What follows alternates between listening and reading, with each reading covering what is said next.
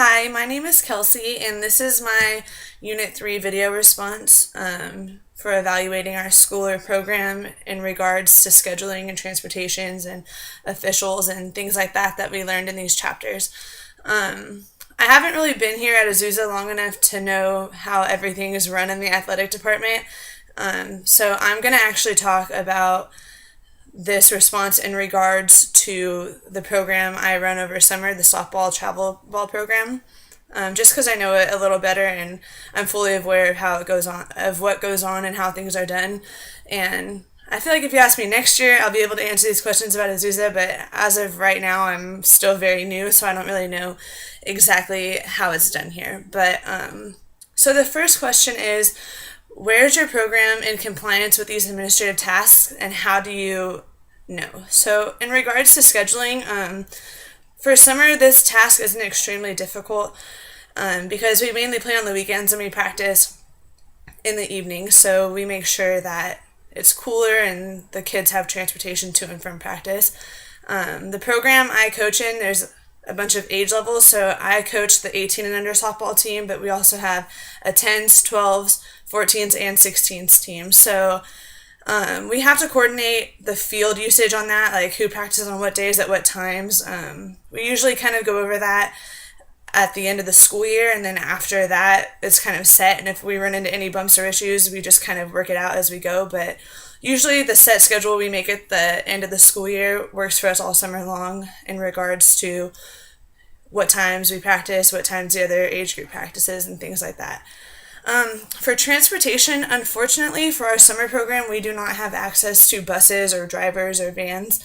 So we must ensure that each athlete gets to the tournament safely through a responsible adult, preferably their parent. But if their parent can't go, we sort of arrange them to go with other parents. So that is kind of a downfall because we don't have the luxury of transportation. In regards to officials, if we ever play at home, we rarely do, but if we do play at home, we hire officials who are certified and responsible on time. They're groomed, like the book said. They show up on time, they do their job.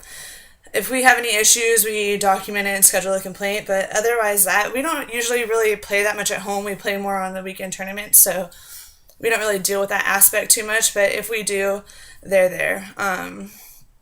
In regards to contest control, so the way we like to run our program is we like to play really challenging opponents in the beginning of the season. So at the start of the summer, we start out with a really tough schedule. We play hard teams and difficult teams that are going to challenge us and make us better, because at the end of the season, we have a national tournament that we play in. So our philosophy is if we play the bigger, tougher, challenging teams in the beginning, they'll prepare us for what's down the road. I think high schools can do that as well in preseason.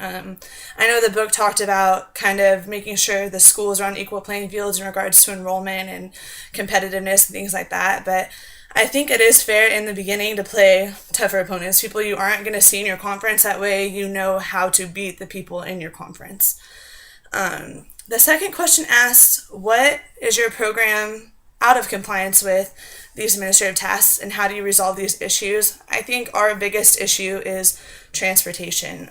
We don't have the luxury of having one bus or a couple of vans to transport the entire team to a tournament, so we rely heavily on the parents. In the text, it talked about having an emergency card in with you, so you know who's in what car, what the numbers are, what the emergency phone numbers are, who you can reach, how you can reach them, having a first aid kit, a doctor's note, having someone preferably CPR certified.